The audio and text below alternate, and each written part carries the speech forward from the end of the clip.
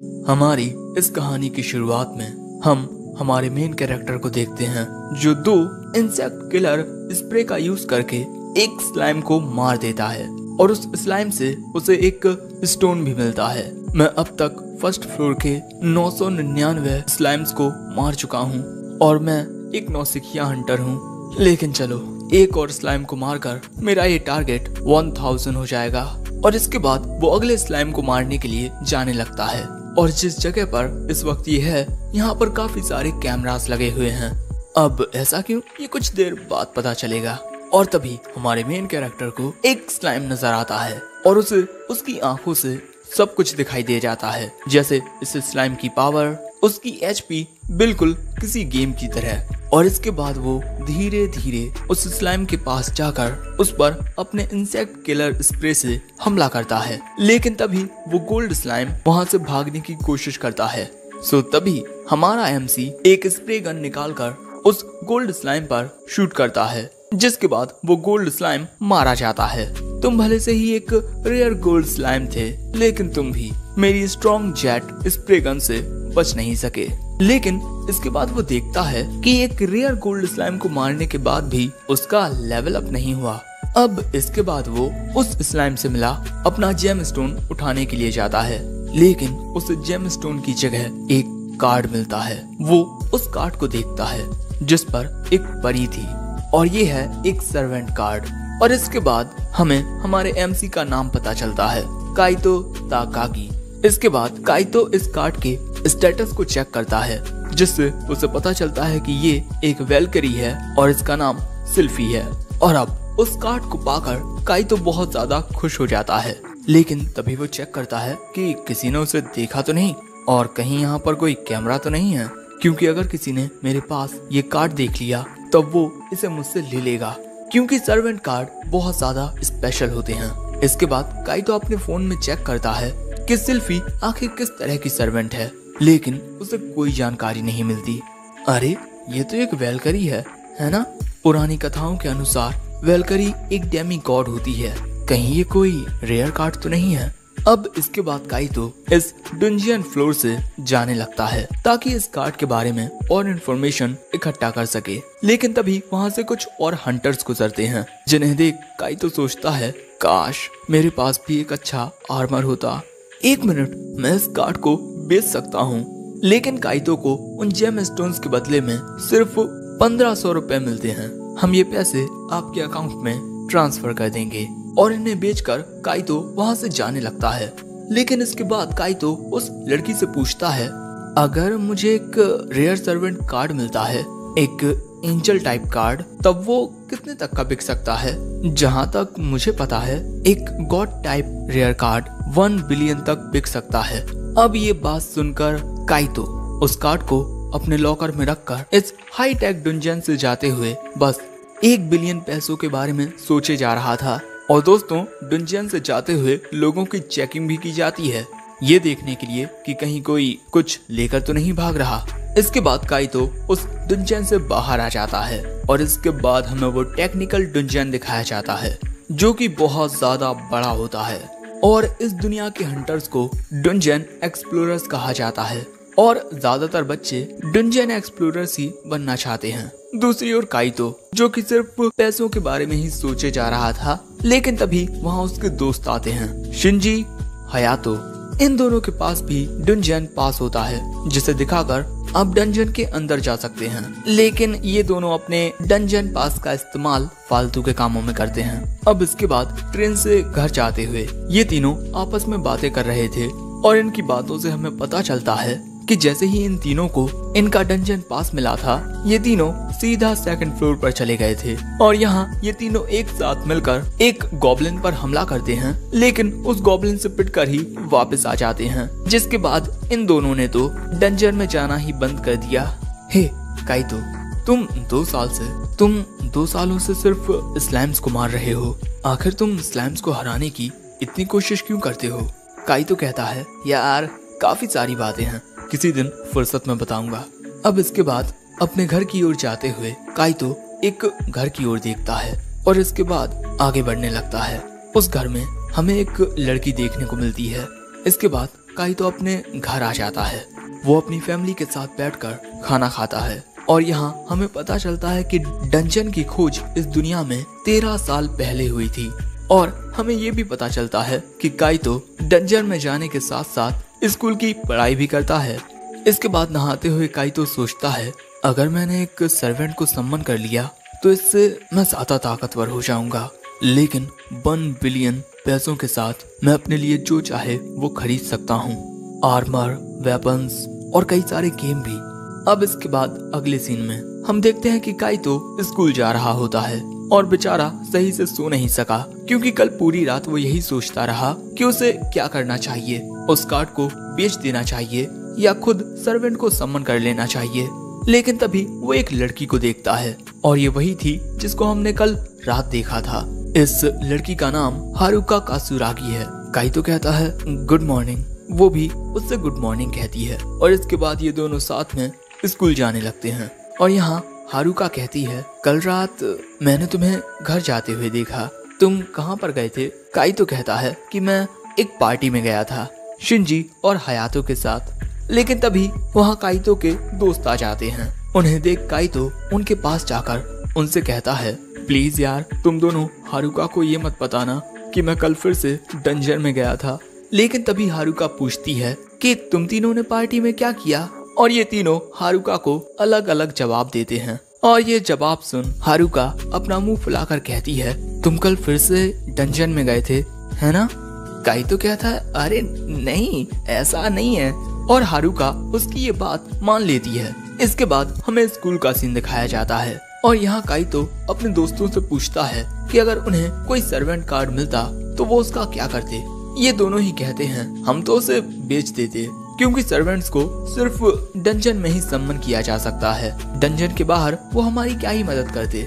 अब इसके बाद इनकी क्लास चालू हो जाती है। लेकिन काइतो सोच रहा था सर्वेंट के एक बार सम्मन हो जाने के बाद उस कार्ड को बेचा नहीं जा सकता और आपको इस बात का भी पता नहीं होता कि वो सर्वेंट आपकी कितनी मदद कर पाएगा। लेकिन इसके बाद काइतो हारुका की ओर देखने लगता है और इसके बाद वो डंजन में आकर कैमरे से छुपकर एक ऐसी जगह आता है जहाँ पर कैमरास नहीं होते और उसके हाथों में वही कार्ड होता है। और यहाँ काइतो सोचता है कि वो इस वेलकरी के साथ मिलकर एक हीरो बन सकता है और इसके बाद वो उस वेलकरी को सम्मन करने लगता है, जिससे उस कार्ड में से बहुत ज्यादा पावर रिलीज होती है और वहाँ पर सम्मन होती है एक वेलकरी जो कि साइज में बहुत ज्यादा बड़ी थी। और यहाँ काइतो उसे देखता ही रह जाता है और तभी वो वेलकरी काइतो को अपने हाथों में भर लेती है और अगले ही पल में गायब हो जाती है। और इसके बाद काइतो देखता है कि अरे वो वेलकरी कहाँ गई। लेकिन तभी वो नीचे देखता है और उसे पता चलता है कि ये वेलकरी तो बहुत छोटी है। मास्टर, मैं सिल्फी हूँ और मैं आपके बुलाने पर यहाँ आई हूँ। और अब काइतो का सपना टूट जाता है। मैंने सब कुछ खो दिया, 1 बिलियन रुपए, मेरे इक्विपमेंट्स, मेरे गेम्स। तभी सिल्फी पूछती है, आप ठीक तो है ना मास्टर? हाँ मैं ठीक हूँ, चलो कुछ स्लाइम्स मारते हैं। लेकिन तभी सिल्फी बताती है कि उसे पास ही में किसी स्लाइम की प्रेजेंस महसूस हो रही है और इसके बाद वो काइतो को उस ओर ले जाने लगती है और वहाँ काइतो को एक स्लाइम मिलता है। काइतो सिल्फी से कहता है कि वो उस स्लाइम को मारे। सिल्फी उस स्लाइम के पास जाकर वहाँ पर अपनी मैजिक पावर डिवाइन लाइटनिंग से अटैक करती है, जो कि बहुत ही ज्यादा खतरनाक होता है, जो देख काइतो के भी होश उड़ जाते हैं। और इसके बाद हमें पता चलता है कि सिल्फी काइतो से 17 गुना ज्यादा ताकतवर है। लेकिन तभी सिल्फी काइतो से कहती है, मास्टर वो क्या है कि मुझे भूख लगी है। और यहाँ हमें पता चलता है कि सिल्फी जेम स्टोन्स खाती है। सो अब काइतो सिल्फी को वो जेम स्टोन खिला देता है। जेम स्टोन खाने के बाद सिल्फी काइतो को एक और स्लाइम के बारे में बताती है और उस ओर उसे ले जाने लगती है। लेकिन तभी काइतो कहता है, तुम मॉन्स्टर्स को डिटेक्ट कर सकती हो, है ना? और जब तुम अपनी पावर्स का यूज करती हो तो तुम्हें भूख लगती है और भूख लगने पर तुम जेम स्टोन्स खाती हो। सिल्फी कहती है, हाँ। सो अब काइतो कुछ देर सोचने के बाद कहता है, स्लाइम कहाँ पर है सिल्फी? सो अब सिल्फी उसे वहाँ लेकर जाती है और वहाँ आने के बाद काइतो वहाँ पर काफी सारे स्लाइम्स को अपने स्प्रे से मारने लगता है। ये सही है। सिल्फी स्लाइम्स का पता लगाएगी और मैं उन्हें मारता जाऊंगा। और काफी सारे स्लाइम्स को मारने की वजह से काइतो का लेवल अप होता है और अब वो लेवल 4 पर आ चुका है और उसे एक टाइटल भी मिल जाता है, स्लाइम स्लेयर। और ये टाइटल उन्हीं को मिलता है जो स्लाइम्स को मारने में माहिर हो जाते हैं। और अब से जब भी काइतो स्लाइम से लड़ा करेगा उसके स्टेटस 50% अप हो जाएंगे। काइतो को तो ये बात इतनी अच्छी नहीं लगती, लेकिन यहाँ सिल्फी उसकी काफी तारीफ करती है, जिससे काइतो खुश हो जाता है और कहता है आज के लिए इतना ही रहने देते हैं। लेकिन ये बात सुन सिल्फी पूछती है, आप मुझे फिर से सम्मान करोगे ना मास्टर? वो कहता है हाँ बिल्कुल करूंगा। और यहाँ वो सिल्फी से वादा कर देता है, जिससे सिल्फी खुश हो जाती है और इसके बाद वो सिल्फी को फिर से कार्ड में वापस बुला लेता है। इसके बाद हम देखते हैं कि आज काइतो ने काफी सारे स्लाइम्स को मारा है, जो देख ये लड़की भी हैरान हो जाती है। काइतो कहता है आज मुझे कुछ ज्यादा ही स्लाइम्स मिल गए, मेरी किस्मत अच्छी थी। वो लड़की कहती है सच में आज तो तुमने बहुत सारे स्लाइम्स को मार लिया। और इतने सारे जेमस्टोन्स के बदले में काइतो को 15,000 रुपए मिलते हैं। इसके बाद हम काइतो को उसके रूम में देखते हैं और वो सिल्फी के बारे में ही सोच रहा था, उसमें बहुत ज्यादा ताकत है, हम दोनों साथ में मिलकर सेकंड फ्लोर पर भी जा सकते हैं। और इसी बारे में सोचते हुए वो सो जाता है और फिर वो सपना देखता है। वो हारुका के साथ में टीवी देख रहा था, क्योंकि डंजन नंबर 37 में हारुका के पापा थे। एक रिपोर्टर उनसे पूछती है इस डंजन के बारे में आपका क्या कहना है? वो कहते हैं हम इस डंजन के बारे में और भी पता लगाएंगे। और हारुका के पापा एक टीम के कैप्टन होते हैं और उन्हें डंजन नंबर 37 का हीरो कहा जाता है। और इसके बाद काइतो जाग जाता है और सुबह होते ही काइतो डंजन में आ जाता है। इस बार वो अपने साथ एक तलवार और शील्ड लेकर आया था और वो आया है सिल्फी के साथ सेकंड फ्लोर पर। मैं इस डंजन के अंदर जाऊंगा और एक दिन मैं डंजन के इस रहस्य को सभी के सामने लाऊंगा। मैं हारुका के पापा की तरह एक हीरो बनूंगा।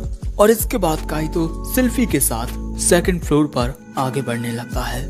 लेकिन थोड़ा आगे बढ़ते ही हम देखते हैं कि काइतो काफी ज्यादा घबराने लगता है, वो पूरा कांप रहा था। अब काइतो की ऐसी हालत देख सिल्फी उसका हाथ थाम लेती है, जिससे काइतो डरना बंद कर देता है। इसके लिए शुक्रिया सिल्फी। लेकिन इसके बाद सिल्फी बताती है कि उसे एक गॉब्लिन सेंस हो रहा है और ये बात सुन काइतो वहाँ से भागने लगता है, ये कहते हुए मुझे कुछ जरूरी काम याद आ गया है। लेकिन तभी वो हारुका के पापा को याद कर रुक जाता है। नहीं, मैं इस तरीके से नहीं भाग सकता, आखिर मैं एक हीरो बनना चाहता हूँ। और इसके बाद काइतो खुद में थप्पड़ मारकर खुद को समझाने लगता है, जिससे उसके गाल फूल जाते हैं। लेकिन इसके बाद वो अपनी वुडन स्वॉर्ड से गॉब्लिन का सामना करने के लिए तैयार हो जाता है। इसके बाद ये दोनों उस गॉब्लिन को देखते हैं और यहाँ पर काइतो इस गॉब्लिन को हराने के लिए सिल्फी को भेज देता है। लेकिन सिल्फी के हमला करने से पहले ही काइतो उसके सामने आ जाता है। माफ करना सिल्फी, लेकिन मैं खुद इसका सामना करूंगा। लेकिन इसी के साथ उसे काफी ज्यादा डर भी लग रहा था। अब इसके बाद काइतो उस गॉब्लिन पर हमला करता है, लेकिन गॉब्लिन इस हमले को आसानी से डॉच कर देता है और इसके बाद काइतो पर ही हमला कर देता है। लेकिन काइतो अपनी शील्ड से उसे रोकने लगता है और इसके बाद वो अपना पूरा जोर लगाकर उस गॉब्लिन को दूर फेंक देता है और इसके बाद अपनी तलवार से वार करता है। लेकिन वो गॉब्लिन काइतो से ज्यादा समझदार था, इसीलिए उस हमले को रोक लेता है और इसके बाद काइतो को धक्का देकर उस पर हमला कर देता है। लेकिन तभी काइतो अपने स्प्रे से उस गॉब्लिन की आंखों पर वार करता है, जिससे उस गॉब्लिन की आंखें जलने लगती हैं और अब उस गॉब्लिन को कुछ दिखाई नहीं देता। इसी मौके का फायदा उठाकर काइतो गॉब्लिन पर वार करने के लिए जाता है, लेकिन एक पत्थर से पैर टकरा जाने की वजह से उसका बैलेंस बिगड़ जाता है और गलती से ही उसका ये हमला गॉब्लिन में जाकर लगता है, जिससे वो गॉब्लिन खत्म हो जाता है। लेकिन भैया काइतो तो काफी ज्यादा घबरा चुका था और इसके बाद काइतो उस गॉब्लिन के जेम स्टोन को ले लेता है और तभी सिल्फी कहती है आप तो बहुत ज्यादा अमेजिंग हो मास्टर। और तभी अचानक काइतो ग्लो करता है, क्योंकि उसका लेवल अप हो चुका है, लेवल 5, और अब उसे एक न्यू स्किल भी मिल जाती है, गॉब्लिन स्लेयर टैम्प वो होते हैं जो गॉब्लिन्स के डर पर काबू कर लेते हैं। लेकिन काइतो की ये स्किल टेम्पररी है, क्योंकि अभी भी उसके अंदर से गॉब्लिन्स का डर पूरी तरीके से खत्म नहीं हुआ है। लेकिन इसी के साथ ये दोनों आगे बढ़ने का तय करते हैं और अब ये दोनों एक साथ मिलकर गॉब्लिन्स का सामना करने लगते हैं। और अब काइतो काफी आसानी से गॉब्लिन्स को मार पा रहा था, जिससे उसका स्टेटस भी इंक्रीज हो जाता है। अब आगे बढ़ते हुए ये दोनों बातें करने लगते हैं। सिल्फी कहती है, मुझे माफ कर दीजिए मास्टर, मुझे इस डंजन के बारे में ज्यादा नहीं पता है, इसीलिए मैं आपके ज्यादा काम नहीं आ सकती। सो काइतो कहता है, तुम चिंता मत करो, हम दोनों एक साथ मिलकर इस डंजन के बारे में पता लगाएंगे, ठीक है। आगे जब काइतो एक गॉब्लिन का सामना करता है, तभी सिल्फी उस पर अपनी लाइटनिंग से हमला करती है और इस गॉब्लिन के जेम स्टोन को काइतो सिल्फी को खिला देता है। और इसके बाद काइतो इस लड़की के पास इन गॉब्लिन्स के जेम स्टोन्स को लेकर आता है। आज तुम पहली बार सेकंड फ्लोर पर गए और इतने सारे गॉब्लिन्स को हरा भी दिया, वाह। काइतो कहता है, अरे वो तो मेरी किस्मत अच्छी है। और इसके बाद हम देखते हैं कि संडे के दिन काइतो पूरा दिन बिस्तर पर पड़े रहने का डिसाइड करता है, क्योंकि वो बहुत ज्यादा थक चुका है और उसकी बॉडी काफी दर्द कर रही है। अगले दिन काइतो की हालत देख हारुका कहती है, तुम डंजन में गए थे है ना? वो कहता है, नहीं बिल्कुल नहीं। हारुका पूछती है, तो फिर तुम्हारी बॉडी दर्द क्यों कर रही है? काइतो कहता है कि उसे अच्छी बॉडी बनानी है, इसीलिए उसने कुछ ज्यादा ही जिम कर ली। हारुका उसकी इस बात पर यकीन कर लेती है। मुझे नहीं लगता कि मस्कुलर बॉडी तुम पर सूट करेगी। इसके बाद हम क्लास में कुछ लड़कियों को आपस में बातें करता हुआ देखते हैं। हे, तुम्हें पता है एक नई डांस सिबलिंग्स की मूवी आने वाली है और मैं तुम्हें इस मूवी के बारे में बता देता हूँ। ये एक लव स्टोरी है और ये मूवी तब बनी थी जब इस दुनिया में डंजन अपीयर हुए थे। ये कहानी दो भाई बहन की है जो गवर्नमेंट की एक special organisation dungeon exploration squad के इलाइट थे, यानी ये दोनों डंजन को एक्सप्लोर करने के लिए आए हैं। लेकिन तभी इनके सामने एक खतरनाक गॉब्लिन मॉन्स्टर आ जाता है। सो ये लड़की उस पर हमला कर देती है, लेकिन तभी इस लड़के के पीछे एक और भी खतरनाक मॉन्स्टर आ जाता है, जिस पर ये लड़का अपनी फायर बीम से हमला करके उसे हरा देता है। और इसके बाद ये दोनों डंजन के और भी अंदर जाने लगते हैं, डंजन के रहस्य को सुलझाने के लिए, ताकि दुनिया वालों को डंजन में जाने से डर न लगे। लेकिन इसके बाद एक खतरनाक मॉन्स्टर से लड़ते हुए ये लड़का बहुत ही ज्यादा जख्मी हो जाता है, जो देख ये लड़की गुस्से में आकर उस मॉन्स्टर पर हमला करके उसे हरा देती है। और इसके बाद अपने भाई की हालत देखती है, वो बहुत ज्यादा जख्मी हो चुका था।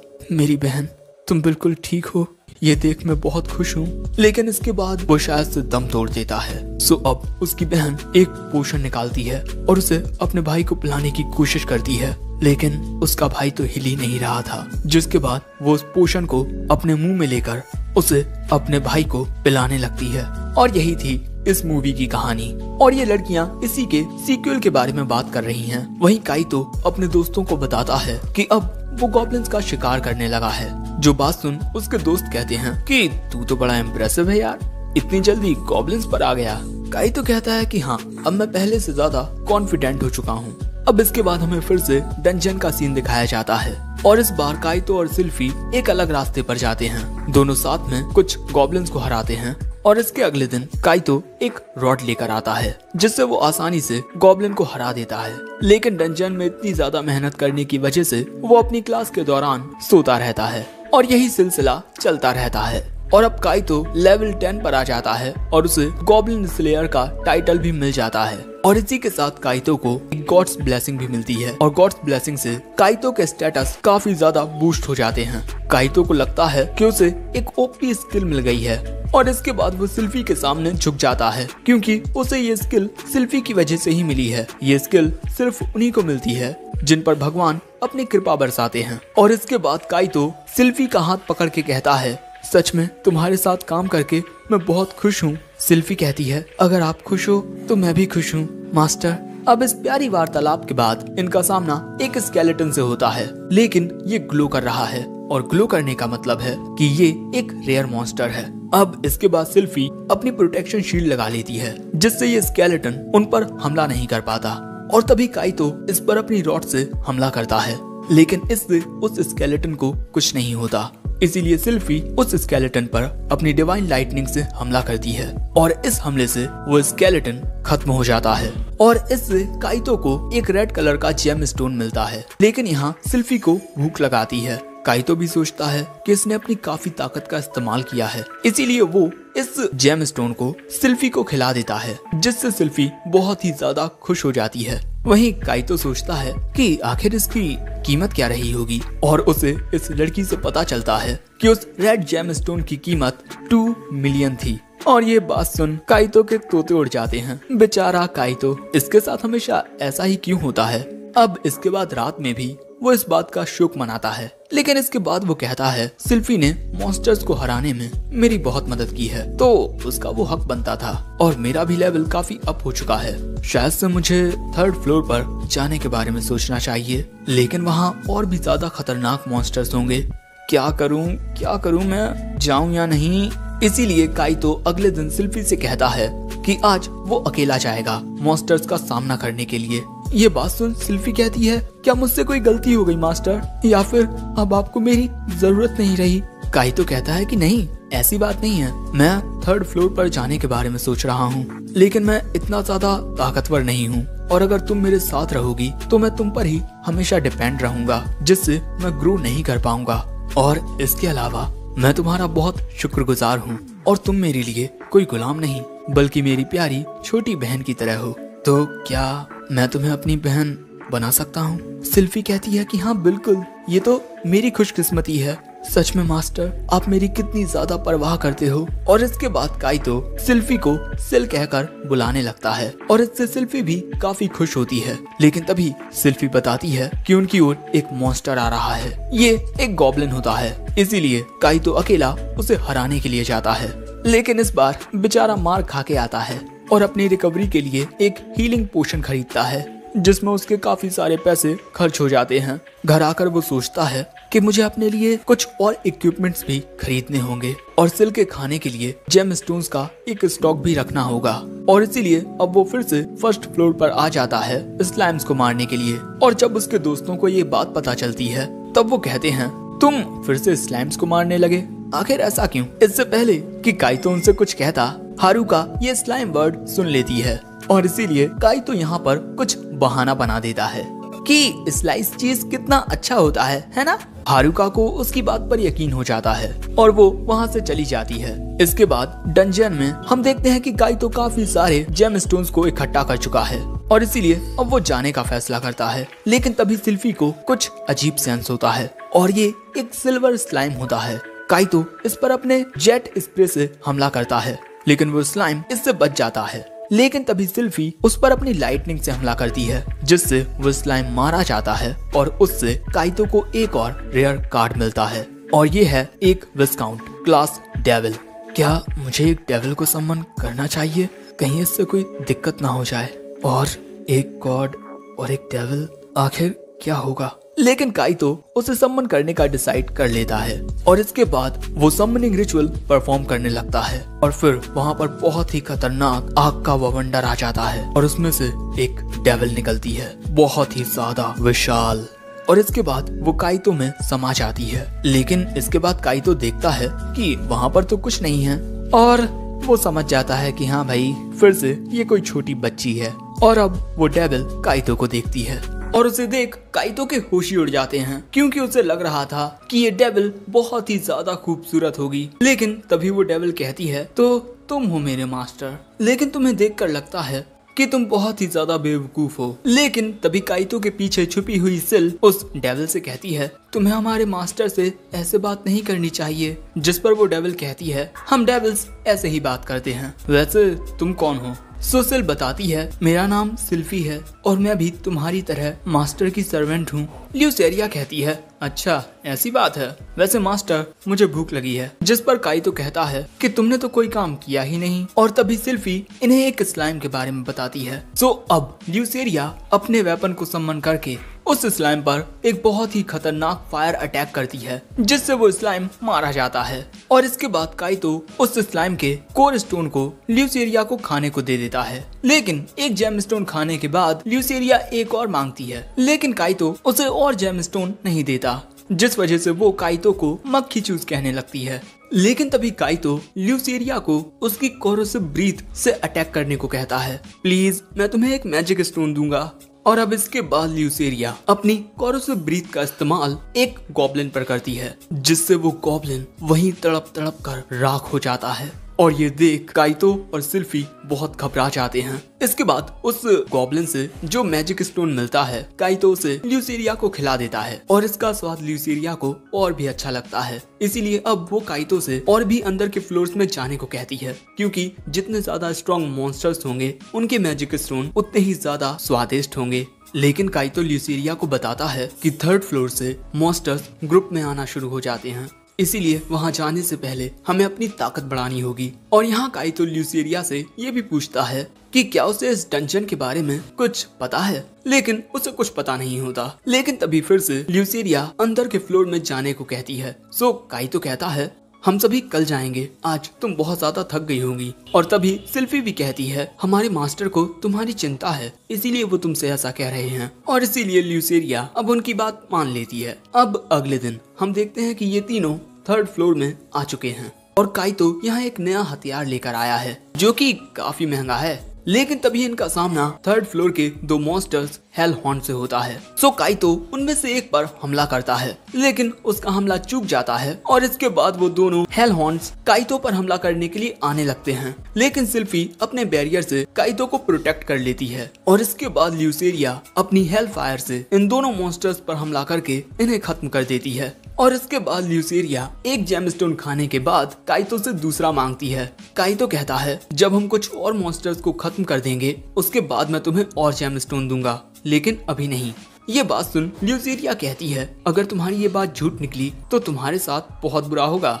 इसके बाद हम देखते हैं कि इनकी ओर 2 जंगली सुअर आने लगते हैं। तो ल्यूसेरिया इन पर अपनी हेल फायर से अटैक करती है, लेकिन एक जंगली सुअर उसकी हेल फायर से बचकर उन पर हमला करने के लिए आने लगता है। सो काइतो इस पर अपने एरो से अटैक करता है जो सीधा उसकी आंख में जाकर लगता है। लेकिन इससे वो जंगली सुअर और भी ज्यादा गुस्से में आकर काइतो पर हमला करने के लिए जाने लगता है, जो देख काइतो घबराकर गिर जाता है और तभी गलती से एक और एरो शूट होकर उस जंगली सुअर में लगकर उसे खत्म कर देता है। जो देख सिल्फी कहती है मास्टर आप कितने ज्यादा इम्प्रेसिव हो। लेकिन ल्यूसेरिया कहती है मास्टर तो डर कर गिर गए थे और वो एरो गलती से शूट हो गया। लेकिन इसके बाद ल्यूसेरिया काइतो से खाने को जेमस्टोन मांगती है और ल्यूसेरिया के इसी तरह बार बार जेमस्टोन खाने की वजह से काइतो के पास बेचने के लिए जेमस्टोन बच ही नहीं रहे। लेकिन तभी जाते हुए काइतो कुछ लड़कियों की बातें सुनता है जो एक दूसरे के साथ मिलकर एक पार्टी बनाकर 6th फ्लोर में गई थी। और इसके बाद से काइतो के दिमाग में यही बात चलने लगती है, एक पार्टी। लेकिन तभी उसके दोस्त पूछते हैं कि भाई क्या सोच रहा है। काइतो कहता है कि अरे कुछ नहीं। लेकिन तभी हारुका वहां आकर कहती है क्या तुम सभी अपने फर्स्ट चॉइस स्कूल्स के बारे में बात कर रहे हो, यानी कि ये सभी मिडिल स्कूल के बाद किस हाई स्कूल में जाना पसंद करेंगे। और हारुका काइतो से पूछती है कहीं तुम भी मेरी तरह ओका अकेडमी में एडमिशन पाने की कोशिश तो नहीं कर रहे। काइतो कहता है हाँ बिल्कुल। हारुका कहती है काश हम दोनों एक साथ आगे भी पढ़ सकें, क्योंकि किंडरगार्टन से हम दोनों साथ ही हैं। लेकिन तभी एक लड़की हारुका को मदद के लिए बुलाती है, जिस वजह से हारुका वहां से चली जाती है। इसके बाद हम डंजन में देखते हैं कि ल्यूसेरिया अपनी हेल फायर से 2 हेल हॉर्न्स को खत्म कर देती है, जिस वजह से काइतो उसे एक जेम स्टोन खिलाकर कहता है तुमने बहुत अच्छा किया ल्यूसेरिया। इसके बाद सिल्फी अपनी डिवाइन लाइटनिंग से एक जंगली सुअर को खत्म कर देती है और इसी तरह ये कुछ और मॉन्स्टर्स को भी खत्म करते हैं। और फिर काइतो इन दोनों को एक एक जेमस्टोन देता है, लेकिन ल्यूसेरिया काइतो से एक और जेमस्टोन मांगती है। सो काइतो उसे एक और जेमस्टोन खिला देता है। लेकिन तभी वो देखता है कि सिल्फी थोड़ा अजीब बिहेव कर रही है। सो वो उससे पूछता है कि क्या हुआ सिल। वो कहती है कि कुछ नहीं, वहाँ और भी मॉन्स्टर्स हैं। लेकिन काइतो समझ जाता है कि कुछ तो गड़बड़ है और घर आकर वो इसी बारे में सोच रहा था। और तभी उसकी नजर इस मूवी के एक सीन पर पड़ती है जहाँ ये लड़की अपने भाई से कहती है मैं उसे कभी माफ नहीं करूंगी, किसी नए के आ जाने से वो आपको कैसे भूल सकता है। और ये बात सुन काइतो समझ जाता है कि आखिर बात क्या है। वो सोचता है कि कहीं ल्यूसेरिया और सिल्फी आपस में लड़ाई ना शुरू कर दें और उनकी लड़ाई बहुत ही ज्यादा डिस्ट्रक्टिव होगी। और ये सब ख्याल आते ही काइतो कहता है आखिर अब मैं क्या करूं। और काइतो इस बारे में रात भर सोचता रहा, जिस वजह से अगले दिन स्कूल जाते हुए हमें और हारुका को पता चलता है कि कल रात काइतो जरा भी नहीं सोया। और इसीलिए हारुका पूछती है कि क्या बात है, क्या मैं तुम्हारी कुछ मदद कर सकती हूँ। सो काइतो हारुका से कहता है वो क्या है कि शिंजी और हायातो 2 ऑपोजिट पर्सनैलिटी वाली लड़कियों के काफी करीब आ चुके हैं। जो शांत स्वभाव की लड़की है वो शरारती स्वभाव की लड़की को पसंद नहीं करती, और मैं यही सोच रहा हूँ कि क्या किया जाए जिससे वो दोनों एक दूसरे को पसंद करने लगें। सो हारुका कहती है तुम्हें उस शांत स्वभाव की लड़की से डायरेक्टली इस बारे में जाकर बात करनी चाहिए। और अब डंजन में काइतो सिर्फ सिल को सम्मन करके कहता है हम दोनों को बात करनी चाहिए। और ये बात सुन सिल्फी थोड़ा शर्माने लगती है, लेकिन तभी काइतो पूछता है तुम ल्यूसेरिया के बारे में क्या सोचती हो, क्या तुम्हें वो पसंद है? सिल कहती है शुरुआत में मुझे उससे जरा डर लगता था, लेकिन अब मैं समझ चुकी हूँ कि वो कोई बुरी लड़की नहीं है और अब तो मैं उसे काफी पसंद करने लगी हूँ। ये बात सुन काइतो पूछता है तो क्या तुम किसी बात को लेकर परेशान हो सिल्फी, और मुझे सच बताना क्योंकि मुझे तुम्हारी बहुत चिंता हो रही है। तुम किस बात को लेकर परेशान हो? अब काइतो की बातें सुन सिल्फी काइतो को बताती है आप ल्यूसेरिया को बहुत प्यार से ट्रीट करते हो, मैं भी चाहती हूँ कि आप मुझे भी उसी तरह ट्रीट करो। आप ल्यूसेरिया को खाने के लिए ज्यादा जेम स्टोन्स भी देते हो। ल्यूसेरिया के आने से पहले आप मुझसे कितनी बातें करते थे, लेकिन ल्यूसेरिया के आने के बाद आपने मुझसे बातें करना कम कर दिया है। मैं चाहती हूँ कि आप मुझसे बहुत सारी बातें करो। और सिल्फी को देख काइतो समझ जाता है कि ये जेलस हो रही है। ठीक है सिल, आज से मैं तुम दोनों को बराबर जेम स्टोन्स दूंगा और तुमसे ज्यादा बात भी किया करूंगा, ओके? और ये बात सुन सिल खुश हो जाती है और इसके बाद काइतो इन दोनों को बराबर जेम स्टोन खिलाता है और सिल्फी के काम की तारीफ भी करता है, जो देख ल्यूसेरिया कहती है आपने मेरे काम की तारीफ नहीं की। सो काइतो कहता है कि अरे अगर तुम नहीं होती तो मैं बहुत बड़ी परेशानी में फंस जाता। थैंक यू ल्यूसेरिया। और तारीफ सुन ल्यूसेरिया काफी फूल जाती है। अब इसके बाद सिल अपनी डिवाइन लाइटनिंग से एक जंगली सुअर को खत्म कर देती है, जिससे उसकी बॉडी ग्लो करने लगती है क्योंकि यहाँ सिल्फी का लेवल अप हो चुका है। और ये बात जानकर सिल बहुत ही ज्यादा खुश हो जाती है और इसके बाद सिल 3 हेल हॉर्न्स को एक साथ एक ही हमले से खत्म कर देती है क्योंकि अब उसका लेवल अप हो चुका है और उसका बैरियर मैजिक भी पहले से ज्यादा स्ट्रॉन्ग हो चुका है। और यहाँ काइतो भी इस जंगली सुअर को एक ही बार में मार देता है, जिसके बाद सिल्फी को 2 जेम स्टोन मिलते हैं, लेकिन ल्यूसेरिया को एक भी नहीं क्योंकि इस बार उसने कुछ नहीं किया। लेकिन इसके बाद सिल्फी शर्माते हुए कहती है मेरा पेट अभी भी खाली है। और इसके बाद हमें पता चलता है कि सिल्फी की ताकत बढ़ जाने से उसकी भूख भी बढ़ गई है और इसीलिए अब काइतो के पास ज्यादा जेम स्टोन बच ही नहीं रहे, जिस वजह से उसे मुनाफा भी कम होता है। इसके बाद अगले दिन हम देखते हैं कि काइतो फिर से फर्स्ट फ्लोर पर आकर स्लाइम्स को मारने लगता है और अब तक वो 25 स्लाइम्स को मार चुका है। और यहाँ वो सिल और ल्यूसेरिया से कोई काम नहीं करा रहा क्योंकि अगर वो दोनों उसकी मदद करेंगी तो उन्हें भूख लगाएगी। ये बात सुन ल्यूसेरिया कहती है तो फिर हमें बुलाया ही मत करो, जिस पर सिल्फी कहती है नहीं, मुझे तो बाहर आकर मास्टर को चीयर करना बहुत पसंद है। जिस पर काइतो कहता है तुमने सही कहा सिल्फी, तुम दोनों के मुझे सपोर्ट करने की वजह से ही मुझ में ज्यादा हिम्मत आती है, इसीलिए तुम दोनों का शुक्रिया। इसके बाद वो इन जेम स्टोन्स को बेचने के लिए इस लड़की के पास आता है। वो लड़की कहती है मुझे तो लग रहा था कि तुम अब 4th फ्लोर पर जाओगे, लेकिन तुम तो फिर से 1st फ्लोर पर जाने लगे। लेकिन काइतो यहाँ कुछ नहीं कहता और इसके बाद वो घर आकर अपने लिए अच्छे इक्विपमेंट देखने लगता है क्योंकि उसके अभी के इक्विपमेंट बहुत कमजोर हैं। और यहाँ उसकी नजर एक फुल बॉडी आर्मर सूट पर पड़ती है, लेकिन ये बहुत ही ज्यादा महंगा होता है, जिस वजह से काइतो उसे नहीं खरीद पाता। अगले दिन वो फिर से स्लाइम को मारने के लिए आता है, लेकिन यहाँ उसे एक स्पेशल स्लाइम दिख जाता है, इसीलिए वो सिल्फी और ल्यूसेरिया से कहता है हमें इसे हराना ही होगा। जिसके बाद सिल्फी और ल्यूसेरिया इसे घेर कर इस पर अपने अपने अटैक से हमला करती हैं। लेकिन इस स्लाइम से काइतो को कोई सर्वेंट कार्ड नहीं मिलता, बल्कि एक मैजिक ऑर्ब मिलता है और इसे पाकर काइतो कहता है इसके जरिए मैं अपने विजार्ड बनने के सपने को पूरा कर सकता हूँ। और इसके बाद काइतो उस मैजिक ऑर्ब को जमीन में मारकर तोड़ देता है, जिससे उसकी मैजिकल पावर काइतो के अंदर समा जाती है और अब काइतो एक वाटर स्पेल वाटर वॉल का यूज कर सकता है, जिस वजह से काइतो बहुत खुश हो जाता है। ल्यूसेरिया और सिल्फी उसे कॉन्ग्रेचुलेट करती हैं। इसके बाद काइतो अपनी नई ताकत को चेक करने के लिए एक हेल हॉर्न पर हमला करने का डिसाइड करता है, लेकिन वो सिल्फी और ल्यूसेरिया से कह देता है कि अगर मैं इसे हरा नहीं पाया तो तुम दोनों इसे संभाल लेना।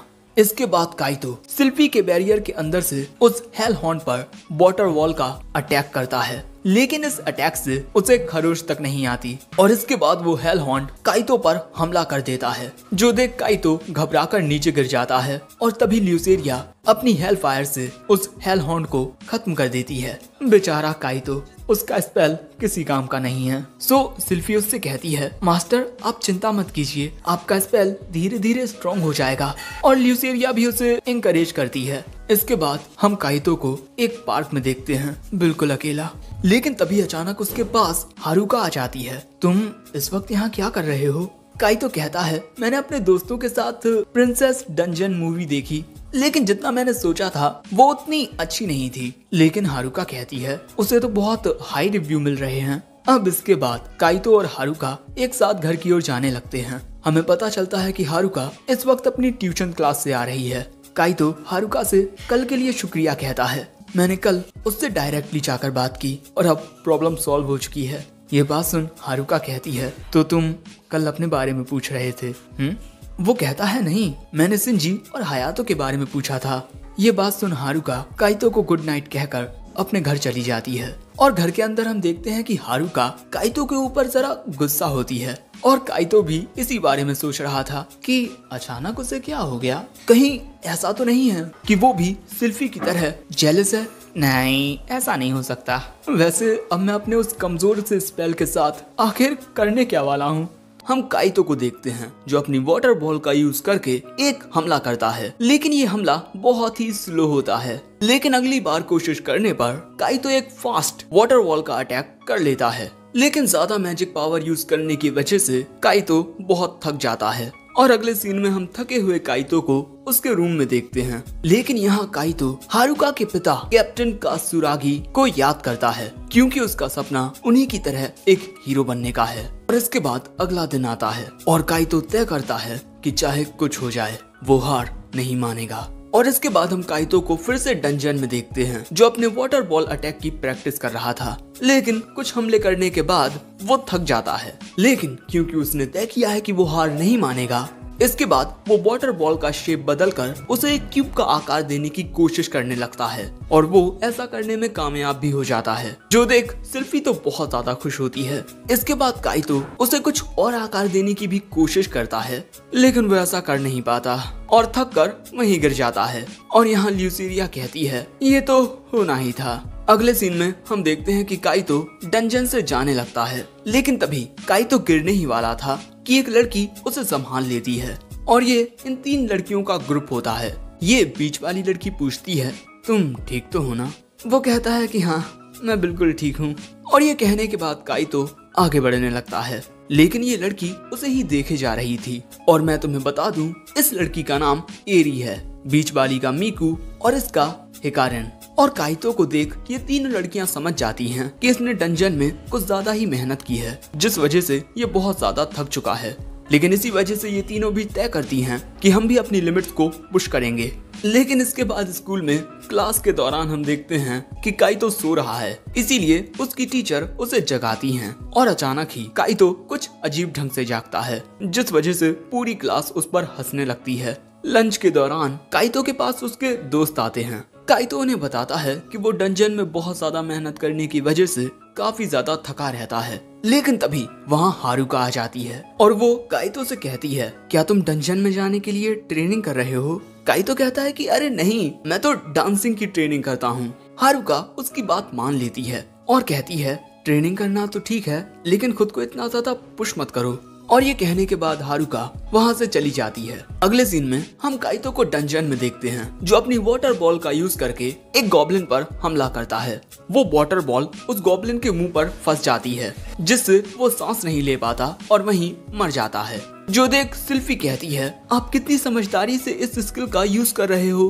ल्यूसेरिया कहती है, वाह, तुम्हारे अंदर भी दिमाग है। लेकिन यहाँ काइतो देखता है कि कुछ वक्त से उसका लेवल अप नहीं हो रहा है, क्योंकि अब उसे 3rd फ्लोर के मॉन्स्टर्स से एक्सपीरियंस पॉइंट्स मिलना बंद हो गए हैं, जिसका मतलब है अब ये सभी 4th फ्लोर पर जाएंगे। और 4th फ्लोर पर जाने के लिए काइतो डिसाइड करता है कि वो अपने लिए उस आर्मर को खरीद लेगा जिसे उसने ऑनलाइन देखा था। अगले सीन में हम काइतो को उसी आर्मर में देखते हैं। सिल्फी को तो ये आर्मर पसंद आता है, लेकिन ल्यूसेरिया को ये काफी भद्दा लगता है और उसे नहीं लगता कि ये काइतो के किसी काम आने वाला है। तो काइतो बताता है कि ये कार्बन नैनो ट्यूब सूट उसे हर एक हमले से बचाएगा, लेकिन ये काफी पतला है तो मुझे दर्द तो होगा ही। ल्यूसेरिया पूछती है तब इसे खरीदने का क्या फायदा। काइतो कहता है जस्ट इमेजिन, मुझ पर अगर किसी तीर से हमला होता है तो इस सूट के बिना मैं बहुत ज्यादा इंजर्ड हो जाऊंगा, लेकिन इस सूट के साथ मुझे डैमेज होगा ही नहीं। और इसी के साथ मेरे पास ये ब्रेसलेट भी है जो स्पेल्स की पावर को बढ़ा देता है। ये बातें सुन सिल्फी कहती है आप शॉपिंग करने में भी कितने समझदार हो मास्टर। लेकिन दोस्तों काइतो ने अब तक इनमें से किसी भी चीज का यूज नहीं किया कि ये चीजें कितनी काम करेंगी। लेकिन इसके बाद काइतो उन्हें एक पोशन दिखाता है, लेकिन ल्यूसेरिया उसे ना देखते हुए सिल्फी को वहाँ से ले जाने लगती है। अरे ये भले ही लो लेवल पोशन हो, लेकिन ये काफी महंगा है। अगले सीन में हम इन तीनों को 4th फ्लोर पर देखते हैं और यहाँ आते ही सिल्फी बताती है मुझे कुछ बहुत ही ज्यादा बड़ा और खतरनाक महसूस हो रहा है। और अगले ही सीन में ये दोनों उस मॉन्स्टर को देखकर घबरा जाती हैं, क्योंकि वो मॉन्स्टर एक कॉकरोच होता है। और इससे पहले कि काइतो उनसे कुछ कहता, वो दोनों अपने अपने अटैक से उस कॉकरोच को मारने लगती हैं। सो काइतो भी तुरंत उनके पास जाने लगता है। अरे मुझे यहाँ पीछे क्यों छोड़ दिया। हम देखते हैं कि ल्यूसेरिया और सिल्फी उस कॉकरोच को मार चुकी हैं, लेकिन अब वो बहुत ज्यादा थक चुकी हैं। लेकिन तभी ये दोनों कुछ आवाज सुनकर फिर से हमला करने ही वाली थीं। लेकिन जैसे ही ये देखती हैं कि वो काइतो है, सिल्फी काइतो के पास जाकर डर के मारे रोने लगती है। काइतो कहता है शायद से तुम दोनों काफी ज्यादा डर गए हो। ल्यूसेरिया कहती है डेविल्स ऐसे मामूली कीड़ों से डरते नहीं हैं। लेकिन तभी सिल्फी कहती है मास्टर हमें माफ कर दीजिए, हमने आपकी इजाजत के बिना ही हमले करना शुरू कर दिया। काइतो कहता है मैं तुम दोनों पर गुस्सा नहीं हूँ, तुम दोनों की वजह से ही हम पलक झपकते 5th फ्लोर पर आ गए हैं।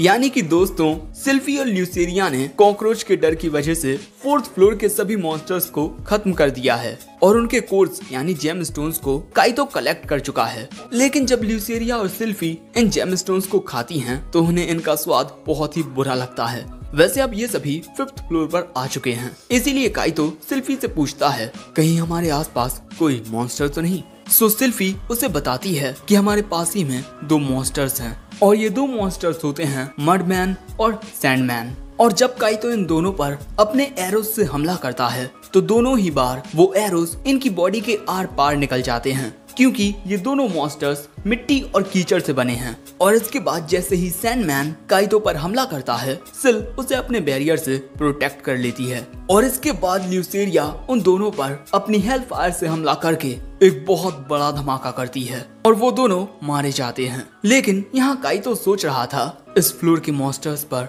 फिजिकल अटैक कोई काम नहीं करते, यानी कि मैं यहाँ किसी काम का नहीं हूँ, मुझे हर बार इन दोनों की मदद लेनी होगी। इसके बाद काइतो इन दोनों को जेम स्टोन खाने को कहता है, लेकिन उन्हें ये कॉकरोच वाले जेम स्टोन्स नहीं खाने, इनका स्वाद बहुत बुरा होता है। इसके बाद ये तीनों फ्लोर के और अंदर आते हैं, लेकिन इन्हें कोई मॉन्स्टर नहीं मिलता। लेकिन तभी काइतो देखता है कि सिल्फी चलते चलते रुक गई है। वो पूछता है कि क्या हुआ। सिल्फी बताती है कि उसे यहाँ से कुछ बड़ा ही अजीब सेंस हो रहा है। काइतो कहता है ये तो बस एक चट्टान है, लेकिन सिल्फी को इस चट्टान के अंदर से माना डिटेक्ट हो रहा है, लेकिन ल्यूसेरिया को कुछ भी सेंस नहीं हो रहा। इसीलिए काइतो यहाँ चेकिंग करने लगता है, लेकिन उसे कुछ भी अजीब नहीं लगता। सो सिल्फी काइतो से कहती है कि क्या वो यहाँ चेक कर सकती है। और इसके बाद सिल्फी अपनी डिवाइन लाइटनिंग का यूज करके उस चट्टान को तोड़ देती है, जिससे इन्हें एक सीक्रेट रास्ता मिलता है। ये तीनों इसके अंदर जाने लगते हैं। काइतो कहता है ये एक हिडन डंजन है, हो सकता है कि ये बहुत ज्यादा खतरनाक हो, इसीलिए जरा संभल कर चलना। लेकिन तभी ल्यूसेरिया एक ट्रैप पर अपना पैर रख देती है, जिससे एक तीर सीधा आकर काइतो में लगता है, जिससे बेचारे काइतो को बहुत दर्द होने लगता है। सिल्फी और ल्यूसेरिया यहाँ पूछती हैं आप ठीक तो है ना मास्टर।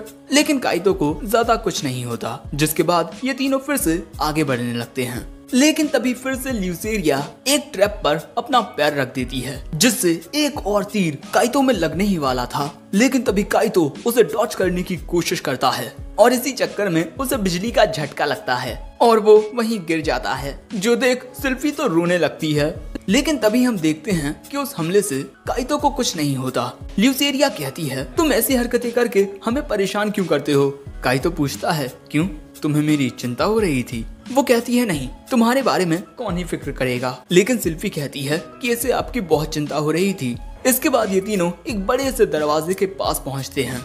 इसे देखकर ही काइतो घर जाने लगता है, लेकिन ये दोनों उसे रोक लेती हैं। सो काइतो अब इस दरवाजे को खोलने की कोशिश करता है, लेकिन उससे ये दरवाजा हिलता तक नहीं। लेकिन इसके बाद सिल्फी अपनी डिवाइन लाइटनिंग से दरवाजे में एक गड्ढा कर देती है। अंदर आते ही सिल्फी बताती है कि यहाँ एक बहुत ही ज्यादा पावरफुल प्रेजेंस है। और इसके बाद काइतो अपने सामने देखता है कि यहाँ एक जाइंट स्लाइम और एक ओग्रे है और ये दोनों ही बहुत ज्यादा ताकतवर हैं। काइतो कहता है, अब हम यहाँ से भाग नहीं सकते। ल्यूसेरिया, हमें इन्हें हराना होगा। इसके बाद ल्यूसेरिया और सिल्फी एक साथ ओग्रे पर अटैक करती हैं, जिससे एक काफी पावरफुल एक्सप्लोजन होता है। लेकिन भाई इससे उस ओग्रे को खरोच तक नहीं आती और इसके बाद वो ओग्रे इन पर हमला कर देता है, लेकिन सिल्फी का बैरियर इन सभी को बचा लेता है। इसके बाद काइतो ल्यूसेरिया को उस स्लाइम से लड़ने को कहता है और ये दोनों खुद इस ओग्रे से लड़ने वाले हैं। लेकिन क्योंकि इस पर मैजिक अटैक्स काम नहीं करते, इसीलिए काइतो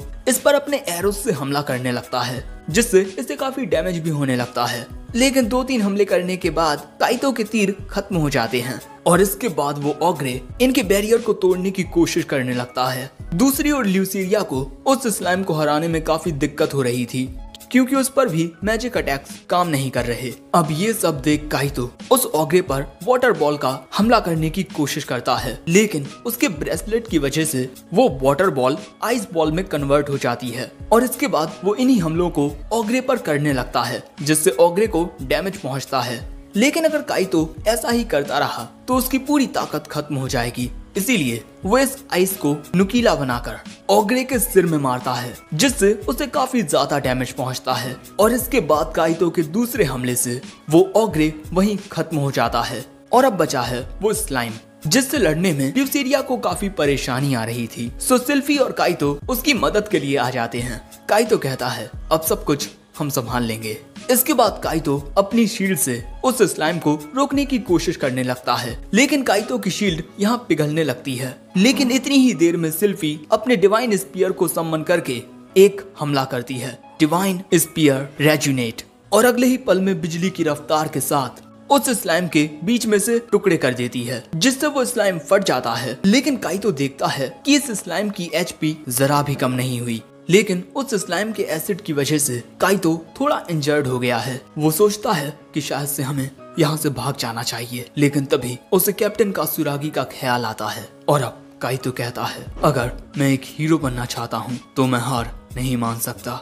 और इसके बाद काइतो उस स्लाइम के हमलों से बचता हुआ उसके पास जाकर उस पर अपने स्प्रे से हमला करने लगता है। और जब वो स्लाइम काइतो पर एसिड डालने की कोशिश करता है, तब सिल्फी उसे अपने बैरियर से बचा लेती है। लेकिन थोड़ी ही देर में काइतो के स्प्रे की गैस खत्म हो जाती है, जिसके बाद काइतो अपने बैग में से 2 बड़े जेट स्प्रे निकालता है और उस स्लाइम पर हमला करने लगता है, जिससे उस स्लाइम को बहुत ज्यादा डैमेज पहुंचने लगता है। और देखते ही देखते उस स्लाइम की पूरी पावर खत्म हो जाती है और वो भी खत्म हो जाता है।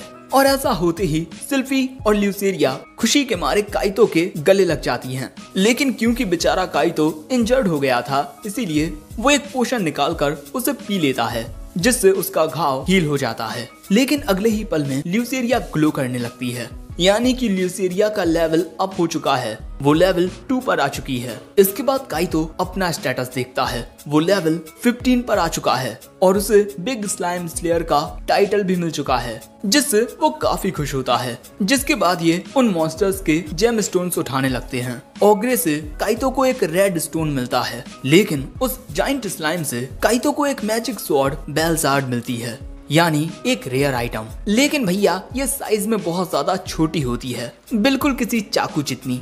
इसके बाद काइतो उस रेड स्टोन को बेचने के लिए आता है और वो उसे बताता है कि ये रेड स्टोन उसे 5th फ्लोर में मौजूद एक हिडन डंजन में मिला था। और इसके बाद काइतो इस लड़की को उस हिडन डंजन की लोकेशन बताता है। वैसे इस रेड जेमस्टोन के बदले में काइतो को काफी ज्यादा हाई प्राइस मिलने वाला है, जिससे काइतो काफी खुश हो जाता है। लेकिन तभी वो लड़की पूछती है, क्या तुम अगले हफ्ते होने वाले इवेंट में पार्टिसिपेट करना चाहोगे?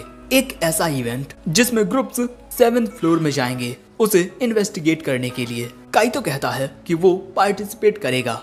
इसके बाद वो स्कूल आकर इस बारे में अपने दोस्तों को बताता है। 6th फ्लोर क्लियर करने के बाद तुम एंट्रेंस से ही वहाँ टेलीपोर्ट हो सकते हो, इसीलिए मैं जल्द से जल्द उस फ्लोर को क्लियर करना चाहता हूँ। वैसे 7th फ्लोर के इवेंट के लिए मैं एक पार्टी में हिस्सा लेने वाला हूँ। लेकिन तभी वहाँ हारुका आकर पूछती है, पार्टी? क्या तुम डांसिंग पार्टी की बात कर रहे हो? काइतो कहता है हाँ। सो हारुका कहती है, क्या तुम मुझे उस पार्टी में आने के लिए इनवाइट करोगे? वो कहता है हाँ, और इसके बाद हारुका वहाँ से चली जाती है। और काइतो कहता है, शायद से मुझे डांस करना सीखना होगा। इसके बाद हमें उसी इवेंट का सीन दिखाया जाता है जहाँ काइतो देख रहा था कि वो किस पार्टी में है, जिसके बाद उसे पता चलता है कि ये तीनों लड़कियाँ उसकी पार्टी मेंबर्स हैं। और इसके बाद ये तीनों लड़कियाँ खुद को इंट्रोड्यूस करती हैं। मेरा नाम एरी जिंगूजी है, मैं मिकू मोरियामा और मैं हिकारी तनाबे। काइतो भी उन्हें अपना नाम बताता है, मैं काइतो ताकागी हूँ। तुम सभी से मिलकर अच्छा लगा। वैसे यहाँ ये तीनों लड़कियाँ काइतो को पहचान नहीं पाई कि ये काइतो से पहले भी मिल चुकी हैं।